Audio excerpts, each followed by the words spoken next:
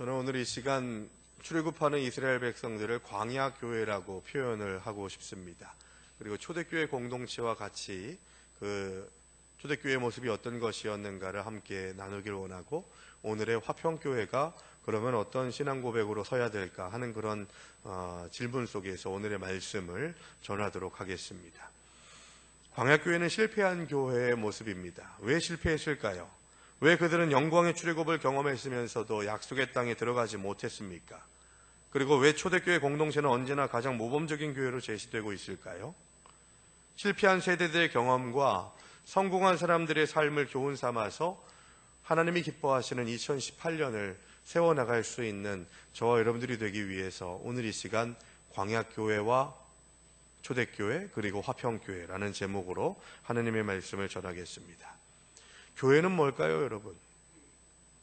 여러 가지로 규정하고 정의할 수 있겠습니다만, 교회는 구원받은 성도들의 신앙 공동체입니다. 근데 좀 다르게 얘기하면 구원받은 성도들도 있고요, 구원받을 성도들도 있고, 심지어는 구원받지 못한 상태의 성도들, 점점 하나님께로부터 멀어져 가는 성도들이 같이 공존하는 곳이 바로 교회 공동체입니다.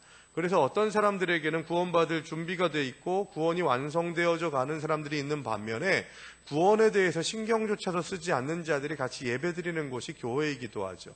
그래서 우리가 하나님께서 기뻐하시는 공동체의 모습으로 나아가려면 인내하고 참아낼 수 있고 기다려줄 줄 아는 그런 신앙 고백이 필요하다는 겁니다. 나를 기다려주신 것처럼 지금 나의 기다림이 필요하고 나의 중보기도가 필요한 자들을 왜 그렇게밖에 못하냐고 채근할 것이 아니라, 같이 함께 예배드리는 것을 기뻐하고 그들이 더 온전해질 수 있도록 희생하고 헌신하고 봉사하려고 하는 마음이 있는 공동체가 바로 교회 공동체가 되어야 한다는 것이죠.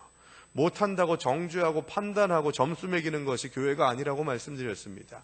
그러니까 진정으로 교회를 교회되게 하는 자들은 누구냐 하면, 구원받은 감격과 은혜를 가지고 이 모임이 신앙 공동체의 모임이 될 수 있도록 내가 먼저 희생하고 헌신하겠다고 하는 고백이 많은 자들, 더 낮아지고 더 봉사하겠다고 하는 자들이 많은 자들, 그 교회가 진짜 교회라는 거예요.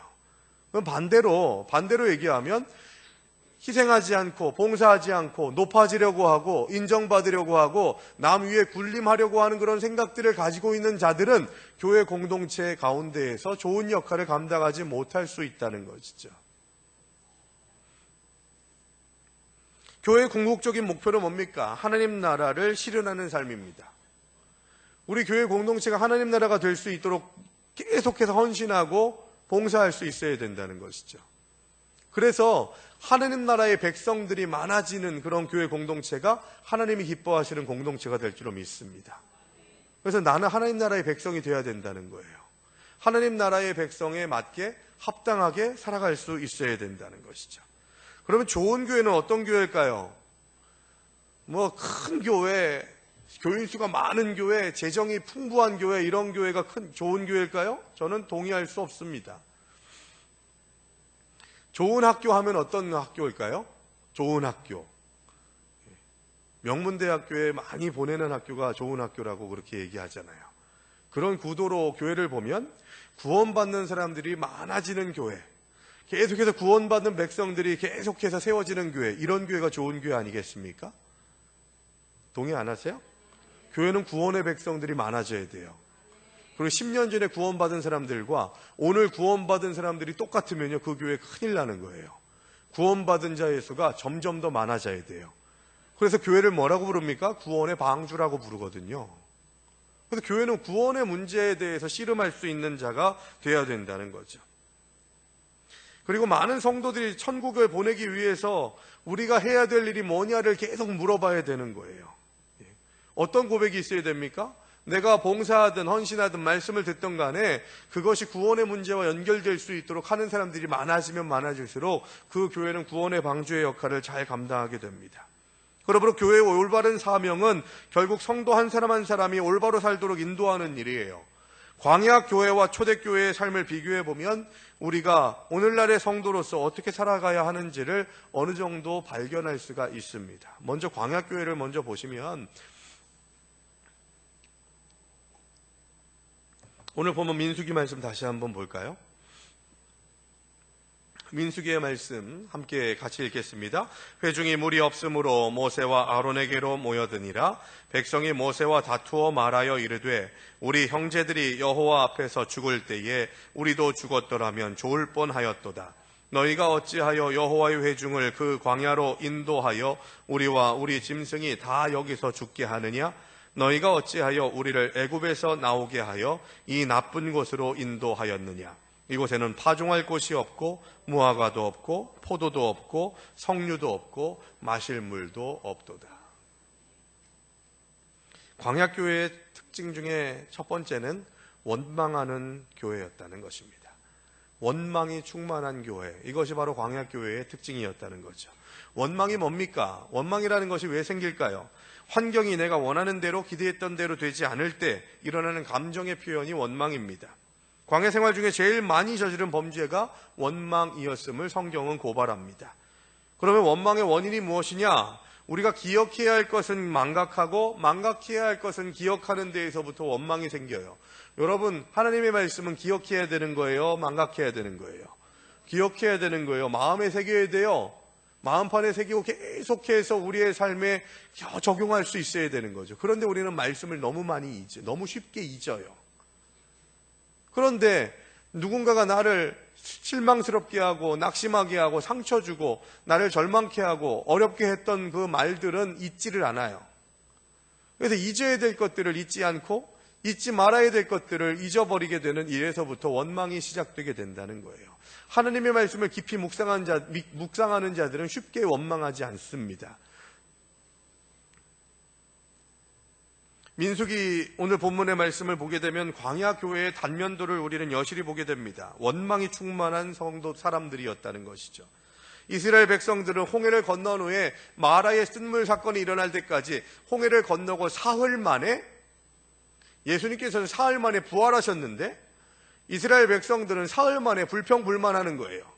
마라의 쓴물 사건을 통해서 하나 얻었는데 하나 샘이 발견됐는데 이거 쓴물이어서 먹지도 못하고 이거 뭐 하는 거야? 계속해서 원망하고 모세를 원망하고 하나님을 실망케 하는 일들을 계속하게 되는 것이죠.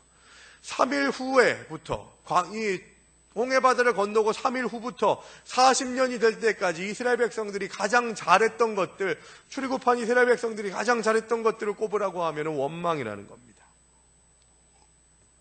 홍해바다를 건너게 된 기쁨과 감격은 사흘 만에 사라지게 되고 언제나 모세를 원망합니다. 하나님의 조상에게 언약하신 땅, 젖과 꿀이 흐르는 가나안 땅을 바라보지 않고 애굽만을 동경하죠. 종으로 그냥 살았던 그 자리를 동경하고 있는 거예요. 먹을 양식이 떨어져도 마실 물이 없어도 길이 좀 험해도 원망뿐입니다. 그것도 불기둥과 구름기둥으로 대표되는 하나님의 임재의 장소에서조차도 그들은 원망하고 있다는 것이죠. 또 광야교회의 특징을 보게 되면 모든 책임을 남에게 전가시킵니다. 처음부터 끝까지 모든 책임을 모세에게 떠넘깁니다. 모세 때문이야, 모세 때문이야, 아론 때문이야 라고 그렇게 남 탓을 합니다. 여러분, 광야에서 양식이 없고 물이 없고 땅이 좀 험한 것은 너무나도 당연한 것 아니겠습니까? 주님의 일을 감당할 때 우리는 너무나도 꽃길만을 걸으려고 해요. 내가 원하는 것만 충족되면은 내가 신앙생활 잘하는 것처럼 생각해요. 내게 풍족함이 있게 되면, 내가 좀 더 좋은 것들을 거두게 되면, 그러면 그때만 좋으신 하나님이에요.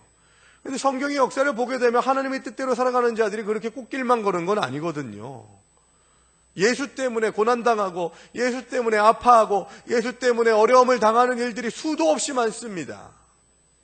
그럼에도 불구하고 주님께서 주시는 은혜를 힘입어서 거기에서 감사하고 기뻐하고 영광 돌리는 삶이 그들에게 있었다는 것을 우리는 주목해야 되는 것이죠.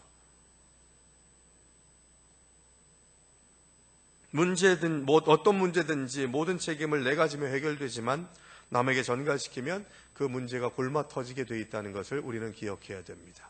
제가 지난주에도 말씀드렸죠. 남편 탓하지 말고 아내 탓하지 말고 내 탓이요 하게 될 때 나랑 그냥 살아줘서 고마워라고 그렇게 얘기할 때 참 많은 은혜로운 일들이 일어나게 될 것이라고 말씀드렸습니다. 근데 지난주에 설교 때 제가 반찬 탓하지 말고 밥 탓하지 말라고 그렇게 말씀을 드렸더니만 설교 예배 끝나고 난 다음에 점심 식사할 때 카페에서 차 마실 때 목사님 제가 어제 반찬 투정했는데 뭐 지난주에 그것 때문에 좀 다퉜는데 이런 얘기를 한 4가정을 들었던 것 같아요. 그래서 제가 그 얘기 들을 때마다 저 듣고 얘기한 거 아닙니다. 알지 못하고 얘기했습니다. 그렇게 이야기를 했었어요. 네, 여러분 하나님께서 주신 그 예배의 자리에서 내가 잘못한 것이 드러날 때 나한테 뭐라고 얘기하는구나 그렇게 생각하지 마시고 하나님께서 주신 은혜로 기억하면서 다시 더 새로운 마음으로 결단하고 또 그렇게 말씀대로 살아야지 하는 그런 고백을 하는 자들이 되시기를 바랍니다. 원망하는 모습, 하나님께서 원망하는 모습을 가지고 있으면 은혜를 주시려고 하다가도 그 구멍 뚫린 전대같이 하신다고 말씀하시죠. 우리가 은혜를 충만하게 받기를 원한다면 내가 누군가를 원망하는 것이 아니라 누군가의 원망을 나로 끝낼 수 있는, 나로 인해서 끝날 수 있는, 그래요, 내가 잘못했습니다, 용서하세요, 제가 좀 부족했습니다 라고 말할 수 있는 자들이 될 수 있어야 됩니다. 그러고 난 다음에 교정할 것들, 보완할 것들을 보완할 수 있어야 되죠. 특히 리더들은요, 리더가 원망하기 시작하면 그 공동체는 깨지기 시작합니다. 어려움이 있어요. 좋은 열매가 맺어질 수가 없게 된다는 거죠. 세 번째로 광야 교회의 초점은 어디에 있느냐? 가나안의 입성에 성공한 자들에게 초점을 맞추고 있어요. 여호수아와 갈렙에게 초점을 맞추고 있다는 거죠. 출애굽 당시에 20세 이상 장정되는 자들을 민수기에서 세봤더니 60만 3천 명 정도가 계수가 됩니다. 40년이 지나고 난 다음에 출애굽의 여정을 마무리 짓기 위해 가나안 땅에 들어가기 위해서 민수기 26장 51절의 말씀에 보시면 여호수아와 갈렙을 중심으로 출애굽 2세대가 가나안 땅에 들어갈 때 인구 조사를 했더니 60만 3천 명이었던 자들이 60만 1,000명 정도로 계수가 돼요. 광야는 죽음의 땅입니다, 여러분. 우리가 죽게 되었도다라고 그렇게 말해서 이스라엘 백성들 출애굽 1세대들은 광야에서 죽었어요. 여호수아와 갈렙을 제외하고. 그런데 40년 후에 인구조사를 또 해봤더니만 60만 3층에서 60만 1,000이 됐죠. 2,000명밖에는 줄지 않았어요. 하나님께서 유지시키셨다는 거예요. 새롭게 시작하는 공동체로 다시 기회를 주셨다는 것이죠. 그러니까 결국 우리는 이런 고백이 있어야 됩니다. 하나님의 나라의 일은요, 불신앙과 불순종의 사람들이 아니라 믿음으로 순종하는 사람들을 통해서 이루어진다는 사실을 우리는 믿음으로 고백할 수 있게 되길 바랍니다. 그래서 여호수아와 갈렙 같은 자들이 돼야 되는 거예요. 자, 그러면 초대교회의 모범적인 삶의 모습도 살펴봐야겠죠. 우리는 초대교회를 닮아가려고 애씁니다. 그럼 초대교회는 어떤 교회였냐? 초대교회는 성령이 충만한 교회였음을 믿으시기 바랍니다. 다시 말해서 초대교회는 말씀 충만, 기도 충만한 교회였다는 거예요. 오순절이 되니까 예수님의 명령과 약속대로 10일 동안 이 120명의 사도들과 제자들이 성령 충만함을 입으면서 교회가 시작됩니다. 기도 가운데에서 성령 충만을 힘입고 그 은혜 가운데에서 교회가 태동하게 됐다는 것이죠. 초대교회는 기도와 말씀보다 앞서는 것이 없었던 교회예요. 그런데 이 현대교회는 21세기의 교회들은 말씀과 기도보다 앞서는 것이 너무 많아요. 그래서 저도 이 교회, 우리 화평교회 공동체가 일에 치이는 교회가 되지 말아야 되는데 이것을 좀 조율할 수 있도록 해야 되는데 참 그게 참 안타깝기도 하고 또 죄송하기도 하고 그렇습니다. 1인 3역 사역하시는 분들이 대단히 많이 있으시고 그래서 또 힘들고 피곤하고 지친 가운데에서 신앙생활 하시는 것은 아닐까 하는 그런 걱정스러움이 있는데 어찌됐건 우리의 목표는 초대교회와 같이 말씀과 기도보다 우선하는 일들이 있어서는 안 되는 교회가 되어야 한다는 것이죠. 성령이 충만한 12사도와 제자들은 계속해서 성령 충만을 체험했고 유무상통, 있는 것과 없는 것들을 다 같이 사용하고 같이 나누었습니다. 가룟 유다가 죽고 난 다음에, 자살하고 난 다음에 12사도를 또 뽑아야 되게, 12사도 중에 하나를 완성해야 됐기 때문에 뽑았던 마띠아도 그를 선택할 때에도 매일 구제의 문제들로 여러 가지 문제들이 생겼을 때에도 먼저 기도하고 성령 충만해서 말씀에 입각해서 문제를 해결했습니다. 심지어 스데반 집사는 어땠습니까? 순교하기 전에 죽음을 맞이하기 전에도 기도하고 성령 충만해서 담대히 순교의 시간들을 감당했음을 우리는 봅니다. 광야교회가 원망이 충만한 교회였다면 초대교회는 성령이 충만한 교회라고 말할 수 있다는 것이죠. 또 초대교회의 특징은 무엇이냐? 모든 책임을 남에게 전가시키지 않고 나에게 있음을 강조하는 교회가 됐더라는 거예요. 오순절 순례자들이 성령 충만한 베드로의 설교를 듣고 난 다음에 했던 반응이 뭐였습니까? 그러면 우리가 어찌할꼬? 라고 그렇게 얘기하는 거예요. 이 얘기는 뭐예요? 내가 예수를 못 박았습니다. 내가 예수를 죽였습니다. 그러니까 어떻게 하면 됩니까? 라고 하는 고백으로 예수 저 인간들이 죽였어. 저 유대인들이 죽였어. 여기 남아있는 저 사람들이 죽였어. 라고 내가 봤어 하는 식으로 말하는 것이 아니라 내가 죄인입니다. 내가 죽였습니다. 라고 고백하는 것에서부터 교회 공동체가 시작되게 됐다는 것이죠. 또 사도행전 6장의 말씀에 보시면 이 초대교회 공동체 가운데에서 두 부류의 사람들이 있었어요. 헬라파 유대인과 히브리파 유대인들이 있었던 거죠. 이때 당시만 해도 사도 바울이 안디옥을 중심으로 해가지고 이방 사역을 감당하기 전의 상황이었던 거죠. 중요한 것은 뭡니까? 초대교회 공동체에서도 이런 분쟁이 있었던 거예요. 헬라파 유대인들은 뭐냐면 유학파, 이민파들이라고 할 수 있어요. 외국의 문물을, 헬라적인 그런 문화와 문물을 받아들였던 사람들이 이 교회가 시작되면서, 예루살렘을 중심으로 한 교회가 시작되면서 같이 신앙생활을 시작한 이민, 유학파 유대인들을 헬라파 유대인들이라고 하고, 히브리파 유대인들은 계속해서 그 유다 지역에, 유다 땅에 있었던 사람들을 이 히브리파 유대인이라고 얘기하죠. 사도행전 6장에서는 뭘 얘기하냐면 이 초대교회 공동체가 세워지게 됐을 때 매일매일마다 구제의 일을 했던 거예요. 고아와 과부에게 일정 금액의 돈을 전달하거나 음식이나 먹을 것을 주거나 하는 그런 일들을 했는데, 헬라파 유대인들이 보니까 히브리파에 속한 유대인들 중에서 고아와 과부들에게만 구제를 하게 되는 것 같은 느낌을 받은 거죠. 그래서 헬라파 유대인들이 히브리파 유대인들에게 니네 사람들만 챙기면 되냐고, 헬라파 유대인들 가운데에서도 과부들이 있는데, 고아들이 있는데 왜 이 사람들은 챙기지 않냐고 그렇게 이야기를 했던 거죠. 초대교회 공동체도 이런 분쟁이 있었던 거예요. 그래서 교회는요, 그래서 항상 부족해요. 잘못된 일들이 일어날 수도 있어요. 어려움이 있을 수 있어요. 그걸 어떻게 감당하고 어떻게 해결하느냐가 좋은 교회냐 나쁜 교회냐가 결정되게 되는 거죠. 이 분쟁을 사도들이 듣습니다. 그러니까 사도들이 뭐라고 얘기합니까? 우리가 하나님의 말씀을 제쳐놓고 접대를 일삼는 것이 마땅치 않다라고 하면서 일곱 집사들을 세웁니다. 성령이 충만하고 본받을 만한 자들을 7명을 세우게 됩니다. 그래서 헬라파 유대인들은 4명, 히브리파 유대인들 가운데에서 3명 이렇게 세워지게 되는 것이죠. 여러분, 그때 당시에 히브리파 유대인들이 좀 더 힘이 강했거든요. 그런데 그런 것들을 종식시키기 위해서 힘 있는 자들이 좀 접어줘야 돼요. 그래서 헬라파 유대인들 가운데에서 이 집사가 4명이 세워지게 됩니다. 그리고 히브리파 유대인들 가운데는 3명. 그렇게 합시다. 그렇게 해서 우리가 좀 더 선하게 아름답게 교회 공동체를 이끌어 나갑시다 라고 하는 희생과 헌신이 있었던 겁니다. 내가 더 붙잡고 내가 더 힘세지고, 이게 교회가 해야 될 일이 아니라는 거예요. 초대교회의 특징이 나타나는 교회는 계속해서 성장할 수 있지만, 광야교회의 특징이 나타나는 교회는 결코 성장할 수 없습니다. 그렇기 때문에 광야교회에서 여호수아와 갈렙이 드러나게 됐던 것처럼 초대교회 공동체 가운데에서 드러나는 일은 어떤 것이냐? 바로 아나니아와 삽비라 같은 자들이 드러나게 돼 있다는 거예요. 이게 무슨 얘기입니까?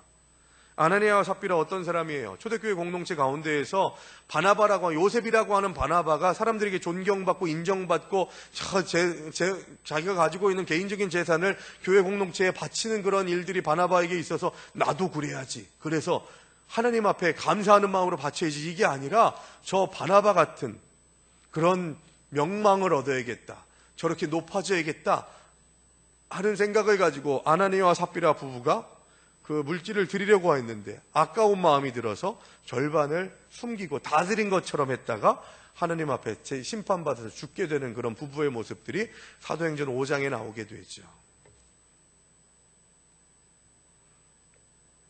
모든 사람이 원망하던 현장에서도 믿음으로 순종하던 여호수아와 갈렙은 가나안에 입성했습니다. 그러나 성령이 충만한 초대교회에서도 거짓과 불신앙으로 가득 찬 아나니아와 삽비라는 비참한 최후를 맞이했다는 것을 우리는 기억해야 된다는 것이죠. 자, 그렇다면 광야교회와 초대교회를 봤는데 이제는 오늘날의 광야교회의 특징과 초대교회의 특징이 오늘의 삶 속에서 우리 화평교회 공동체 가운데에서 어떤 것이 나타나고 있는가를 생각해 볼 수 있어야 됩니다. 나는 광야교회의 성도인지 초대교회의 성도인지를 생각할 수 있어야 된다는 거죠. 모든 사람이 원망하는 환경 속에서도 여호수아와 갈렙처럼 산다면 승리하겠지만 성령의 충만한 환경 속에서도 아나니아와 삽비라 같은 삶을 산다면 우리는 실패할 것입니다. 남 탓하지 마세요. 남 탓. 나는 뭐 얼마나 잘났습니까? 얼마나 충만하게 잘합니까? 나의 부족함이 드러난, 남이 부족한 모습을 보일 때마다 나도 부족함을 인정하는 자들이 실수하지 않을 가능성이 많아지는 거죠. 그러므로 저는 오늘 이 시간 화평교회 성도들로서, 오늘을 살아가고 있는 성도들로서 세 가지 여호와의 이름을 우리의 삶을 통해서 발견하고 그런 하나님을 만나면서 우리의 삶이 광야교회의 성도가 아니라 초대교회의 성도들을 닮아가는 믿음의 길을 걸어갈 수 있게 되기를 바랍니다. 첫 번째, 우리는 과거에 베푸신 하나님의 은혜를 잊어버리는 자가 되어서는 안 됩니다. 사무엘이 이스라엘 백성들에게 여기까지 지켜주신 은혜가 얼마나 충만한지 너희가 기억하여야 하리라 라고 하면서 돌을 취해서 이 돌의 이름을 붙였는데 그게 에베네셀이라고 하는 이름이에요. 여성복 만드는 회사 이름이 아니라, 원래 에베네셀이라고 하는 것은 이 하나님께서 이끌어 주셨다, 지금까지 지켜주셨다 라고 하는 그런 고백이 담겨있는 여호와의 이름이라는 것이죠. 여러분은 에베네셀의 하나님을 어떻게 고백하고 있습니까? 자, 우리가 개인적인 기도, 수련회 때 그런 기도 같이 나눴잖아요. 과거에 하나님께서 나를 이끌어 주셨던 기뻤던 일들, 감사했던 일들 함께 나눠봅시다 라고 그렇게 얘기할 때 뭐를 나한테 주셨지? 어떤 일을 나한테 은혜로 주셨지? 하는 생각을 하시는 분들은 회개하셔야 돼요. 이제까지 지켜주신 은혜, 찬송가 가사도 있지 않습니까? 받은 복을 세워보아라. 받은 복을 세워볼 때 그때 하나님께서 나에게 만 가지 은혜로 주셨다는 것을 인정하는 자들이 하나님의 은혜를 오늘도 받을 수 있는 자들이 된다는 거예요. 하나님이 나한테 이제까지 해주신 게 뭡니까? 라고 그렇게 말하는 것은 불신앙 중에 불신앙이죠. 가장 형편없는 자식들은 어떤 자식들입니까? 가장 불효하는 자식들이 하는 말이 뭐예요? 아빠 엄마가 나한테 해준 게 뭐 있어요? 라고 그렇게 얘기하는 그런 자식들은요, 가장 불효하는 자들이에요. 어찌됐건 부모가 있었기에 내가 있는 거죠. 갓난쟁이를 키워보세요. 하루라도 그냥 방치해둬 보세요. 걔가 살 수 있을까요? 아이를 양육하기 위해서, 키우기 위해서 잠잘 거 못 자고 먹을 거 못 먹고 입을 거 못 입고 하는 그런 일들을 부모가 감당했다면 닥치고 감사하고 사랑할 수 있어야 돼요. 충만한 은혜를 입었다고. 하나님의 은혜가 첫 번째, 그 다음 부모님의 은혜가 나에게 주시는 가장 큰 은혜였습니다라고 하는 고백을 가지고 부모를 공경할 수 있어야 된다는 거죠. 하나님 앞에서도 하나님이 나한테 주신 거 뭡니까? 라고 그렇게 묻는다면 오늘의 복의 내용도 축복의 통로도 내가 다 드리라 라고 말씀하실 수밖에 없는 것이죠. 그러므로 에베네셀의 하나님을 회복하시는 하나님의 백성들 되시기를 주의 이름으로 축원합니다. 여러분, 헬렌 켈러의 이야기를 보시면요, 두 번째로 우리가 회복해야 될 것이 뭐냐? 임마누엘의 하나님이라는 거예요. 임마누엘 뜻이 뭐예요? 나와 함께 하시는 하나님 뜻이 아니겠습니까? 오늘도 나와 함께 하시는 하나님, 이 고백이 여러분에게 있게 되기를 바랍니다. 어떤 일을 하더라도, 무엇을 하더라도, 어디에 가든지 남편과 아내와 함께 살더라도 항상 임마누엘의 하나님을 고백하는 자들은 행복할 수밖에 없어요. 형통이 뭐라고 했습니까? 등 따시고 배부르고 잘 되고 내가 원하는 것들이 얻어지게 되고 이것이 형통이라고 말씀드리지 않았어요. 성경적인 형통은 뭡니까? 사도들이 채찍질 당하고 매맞음을 당하고 또 감옥에 갇히고 죽는 그 순간에도 그들은 형통을 경험했어요. 왜요? 진정한 성경이 말하는 형통은 어떤 상황과 환경에서도 주님을 잃어버리지 않는 삶이 형통이기 때문입니다. 주님을 잃어버리지 않고 주님과 함께 항상 동행하고 주님과 함께 그 길을 걸어가는 사람들은 형통한 삶을 살아가는 자들이에요. 세상이 말하는 형통이 아니라 성경적인 형통을 누리시는 저 여러분들 되시기를 주의 이름으로 축원합니다. 여러분, 이 임마누엘의 하나님을 잊어버리게 만드는 일이 어디에서 나오냐면요, 아까 말씀드렸던 광야교회 사람들이 했던 제일 잘했던 그 원망이 있게 될 때 임마누엘의 하나님을 경험하지 못해요. 여러분, 이스라엘 백성들이 광야에서 먹었던 만나라는 것을 보게 되면 사람이 얼마나 간사한지 몰라요. 여러분, 만나라고 하는 게 이 히브리어 단어의 뜻이 뭐라고요? 이게 뭐냐, 그 뜻이에요. 이게 뭐냐, 이 얘기는 뭐냐면 너무 신기한 맛이기 때문에, 그래서 이게 뭐지? 이게 만나의 단어의 뜻이에요. 이 이스라엘 백성들이 처음 만나를 먹었을 때 얼마나 맛있게 생각했습니까? 그래서 뭐라고 표현했냐면 꿀 섞은 과자 같다, 그렇게 얘기했어요. 그런데 민수기 11장에 보시게 되면요, 이스라엘 백성들이 만나를 먹다 보니까 물론 한 가지 음식 먹으면 참 힘들죠. 그럼에도 불구하고 은혜로 받은 음식임에도 불구하고 그들은 그것으로 원망을 합니다. 시간이 지나니까 기름이 너무 많아, 기름이 있는 것 같아, 느끼해 하는 그런 생각으로 말합니다. 그러다가 민수기 21장 5절의 말씀에 보면 우리의 마음에 전혀 들지 않는 음식입니다 라고 그렇게 불평불만합니다. 여러분, 우리도 만나를 바라보는 이스라엘 백성들처럼 계속해서 원망하고 있지는 않습니까? 헬렌 켈러가 한 말을 우리는 주목해야 됩니다. 헬렌 켈러 이렇게 얘기했어요. 나는 이 땅에 살고 있는 사람들에게, 모든 사람들에게 할 수 있다면 이런 사흘을 주었으면 좋겠습니다. 하루는 나처럼 아무것도 볼 수 없는 소경이 되고, 하루는 나처럼 아무것도 들을 수 없는 귀머거리가 되고, 하루는 나처럼 아무것도 말할 수 없는 벙어리가 된다면 사람들은 감사의 의미를 알게 될 것입니다. 헬렌 켈러는 이 세 가지를 다 가지고 태어난 사람입니다. 어떻게 의사소통했을지 참 희한해요.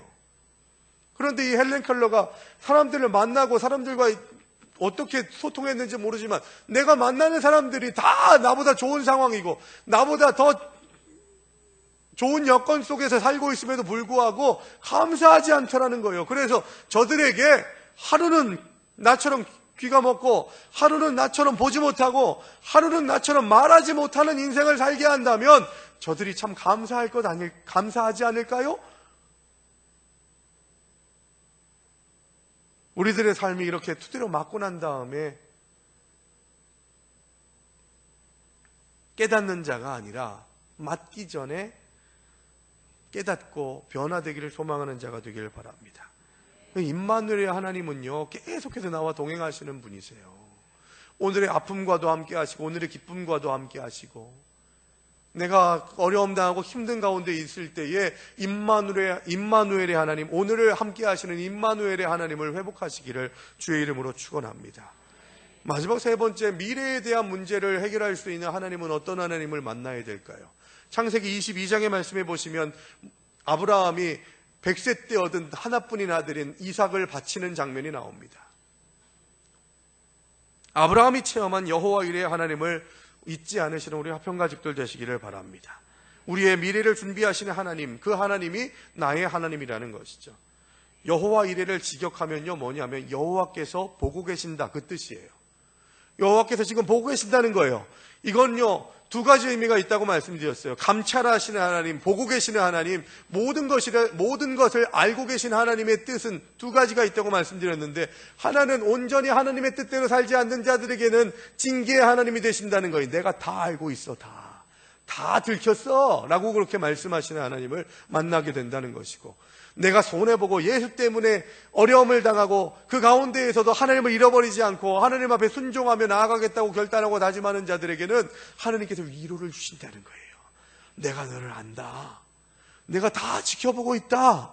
이 말씀이 위로가 되는 자가 되려면요, 하나님 때문에 고난당하고 하나님 때문에 어려움 당하고 하나님 때문에 박해를 받는다 할지라도 기뻐하고 즐거워할 수 있어야 된다는 거죠. 너희 이전의 신앙의 선배들도 선지자들도 예언자들도 다 그런 일을 당했다라고 말씀하시는 팔복의 메시지를 우리는 보지 않습니까? 내가 감히 누군데, 내가 목사인데 장로인데 권사인데 집사인데 감히 나한테 이래? 라고 이야기할 때 주님 때문에, 주님의 이름으로 고난당하게 하심을 감사드립니다. 주님 때문에 업신여김 당하게 하심을 감사드립니다. 주님, 남편이 나를 실망케 하고 낙심케 하지만 그 남편을 주님의 사랑으로 감당할 수 있도록 인도하여 주심을 감사합니다. 내가 더 빨리 믿고 더 은혜 받은 자니까 더 용납하고 더 이해하게 하여 주시옵소서. 이 고백이 우리에게 있어야 됩니다. 왜요? 우리 하나님은 여호와 이레의 하나님이시거든요. 나의 미래를 책임져 주시는 하나님이거든요. 하나님 때문에 오늘을 힘들게 고난 가운데에서 어려움 가운데에서 살게 될 때 여호와 이레로 좋은 것으로 채워주시고 함께 하시는 하나님을 믿으시기 바랍니다. 아브라함과 이삭이 나눈 대화를 보세요. 불과 나무는 있거니와 번제할 어린 양은 어디 있습니까? 라고 이삭이 묻습니다. 가슴이 미어지겠죠. 아브라함은 너 하나밖에 없는 아들, 내가 대신 죽으면 좋겠는데 하나님이 너를 원하시니 네가 제물로 바쳐지게 될 텐데 참 안타깝다 하는 마음으로 아브라함이 뭐라고 얘기합니까? 이게 정말 중요한 신앙 고백이죠. 아들아, 번제할 어린 양은 하나님이 자기를 위하여 친히 준비하시리라. 이게 바로 친히 자기를 위하여 친히 준비하시리라. 이게 바로 여호와 이레의 하나님이라는 거예요. 나를 지켜보고 계시기 때문에, 나를 지켜보시는 하나님이시기 때문에 내가 가장 소중하게 생각하는 아들 너를 죽게 하는 것이 아니라, 지금 주님께서 그러라고 모리아 산으로 나를 인도하셨지만 나를 지켜보시기에 하나님께서 어떤 것으로 준비하실지 나는 기대한다. 고백을 가지고 모리아 산으로 올라가는 아브라함의 모습. 아브라함처럼 하나님께 모든 것을 맡겨버립시다. 그러면 모든 상황을 보시고 다 알고 계시는 하나님께서 아브라함에게 어린 양을 준비해 주셨던 것처럼 우리의 미래의 모든 문제도 책임져 주실 줄로 믿습니다. 오늘의 또 다른 본문을 함께 보시죠. 신명기 8장 11절에서 16절의 말씀입니다. 화면에 나와 있어요. 화면에 있는 것 함께 읽겠습니다. 내가 오늘 내게 명하는 여호와의 명령과 법도와 규례를 지키지 아니하고 내 하나님 여호와를 잊어버리지 않도록 삼갈지어다. 내가 먹어서 배부르고 아름다운 집을 짓고 거주하게 되며 또 내 소와 양이 번성하며 내 은금이 증식되며 내 소유가 다 풍부하게 될 때에 내 마음이 교만하여 내 하나님 여호와를 잊어버릴까 염려하노라. 여호와는 너를 애굽 땅 종되었던 집에서 이끌어내시고 너를 인도하여 그 광대하고 위험한 광야 곧 불뱀과 물이 없는 간조한 땅을 지나게 하셨으며 또 너를 위하여 단단한 반석에서 물을 내셨으며 내 조상들도 알지 광야에서 네게 먹이셨나니 이는 다 너를 낮추시며 너를 시험하사 마침내 네게 복을 주려 하심이었느니라. 아멘. 여기서 우리가 주목해야 될 게 있어요, 여러분. 내가 오늘 내게 명하는 여호와의 명령과 법도와 규례를 지키지 아니하고 내 하나님 여호와를 잊어버리지 않도록 삼갈지어다. 은혜 받았다고 만족하지 말고 그 은혜를 지키려고 노력해야 된다는 거예요. 그런데 중요한 건 우리가 주목해서 봐야 될 건 뭐냐? 12절 13절의 말씀이에요. 내가 먹어서 배부르고 아름다운 집을 짓고 거주하게 되며 또 내 소와 양이 번성하며 내 은금이 증식되며 내 소유가 다 풍부하게 될 때에, 여러분 이 12절 13절의 말씀을 보면 좀 익숙하지 않아요, 여러분? 12절 13절의 말씀 보면 우리가 기도하는 내용들이 이런 거 아니에요? 잘 되기를 원하는, 우리가 기도하면서 주님 주시옵소서 하는 기도 우리가 해야 된다고 말씀드렸습니다. 하지 말라는 얘기가 아니에요. 그런데 그런 것들이 우리들의 간구하는 모든 것이 되어버리면 안 돼요. 나의 하나님이 에베네셀의 하나님, 임마누엘의 하나님, 여호와 이레의 하나님이 발견돼야 되는데, 과거와 현재의 미래에서 내가 그 하나님을 고백해야 되는데, 그 하나님을 고백하는 바로미터가 내가 은금이 증식되고 내가 먹는 것이 배부르고 좋은 것을, 좋은 집에 살고 좋은 것을 누리는 것으로 인해서 좋으신 하나님, 나쁜 하나님이 구분되게 되는 인생을 산다면 하나님 기뻐하지 않으신다는 거예요. 여러분, 우리가 기도할 때 하나님이 주시는 것으로 인해서 감사하면 아주 초보적인, 기초적인 그런 수준의 신앙생활을 하는 거예요. 좀 고차원적인 신앙생활 하시기 바랍니다. 응답되지 않을 때, 내가 간구하는 것들이 들어지지 않았을 때, 아니 오히려 무너뜨리실 때, 그때 하나님을 어떻게 고백할 것인가, 이걸 봐야 되는 거예요. 그래서 어떻게 하면은 복 주시고 어떻게 하면은 성속해 하시고 이런 것에 집착하지 말고, 오히려 되지 않았을 때, 내가 기도한 것들이 응답되지 않을 때, 내가 기도한 것들을 하나님께서 누리게 하지 않으시고 오히려 기다리라고 말씀하실 때에 하느님의 뜻이 어디 있는지, 내가 좋아하는 것, 내가 기뻐하는 것을 들어주시는 것이 하느님의 뜻이 아닌가 하는 그런 생각이 들 때에도 그때 하나님이 나에게 어떤 하나님인지를 발견해야 된다는 거예요. 좋을 때, 기쁠 때, 내가 뭐 충만할 때, 어떤 일이 있어도 누구든지 다 그때는 하나님 믿는다고 하죠. 근데 진짜 신앙 고백은 어디에서부터 나타납니까? 바로 어려움이 있을 때, 위기 가운데 있을 때, 아픔이 있을 때, 내 응답, 내 기도 제목 들어주지 않으실 때, 너는 나를 누구라 하느냐? 이 질문 앞에 우리는 바로 설 수 있어야 할 줄로 믿습니다. 조금 전에 말씀드렸듯이 원망과 비난과 불순종이 충만했던 광야 시대에서도 여호수아와 갈렙 같은 사람들이 나왔던 반면에 성령 충만함 가운데에서 유무상통하고 하나님의 은혜를 같이 나누었던 초대교회 공동체 가운데에도 아나니아와 삽비라 같은 사람이 나왔다는 것을 우리는 기억해야 돼요. 여러분들은 여호수아와 갈렙이 되시겠습니까? 21세기의 화평교회 가운데에서 아나니아와 삽비라가 되시겠습니까? 선택은 우리에게 달려 있습니다. 광야교회와 초대교회, 오늘날의 화평교회의 성도로서 나는 지금 어떤 성도가 되어가고 있는지를 다시 한번 점검하면서 벌써 2018년에 1월달이 다 지나가고 2월이 시작됐습니다. 우리는 어떤 것을 남기는 성도들이 될지 다시 한번 스스로 점검하면서 가정에서부터 믿는 자의 열매들이 맺어지게 되고 또한 직장에서, 교회 공동체에서, 나라와 민족 가운데에서 우리 믿는 자들로 인해서 더 아름다운 열매들이 맺어져서 야, 교회의 성도들 이래서 하나님이 교회를 세우시고 성도들을 세우시는구나, 나도 함께하고 싶다라고 하는 그런 말들이 우리 주변에서부터 들릴 수 있도록 광야교회 성도가 아니라 초대교회 성도들 같이 되기를 소망하는, 그리고 하나님께서 나를 지키시고 인도하시는 그 과거와 현재의 미래에서 만나야 될 하나님이 어떤 하나님인지를 다시 한번 기억하면서 세 가지 하나님의 이름을 우리가 회복할 수 있는, 그래서 주님께서 주시는 은혜 가운데에 더 충만한 기쁨을 누리는 저희 여러분들 되시기를 주의 이름으로 축원합니다.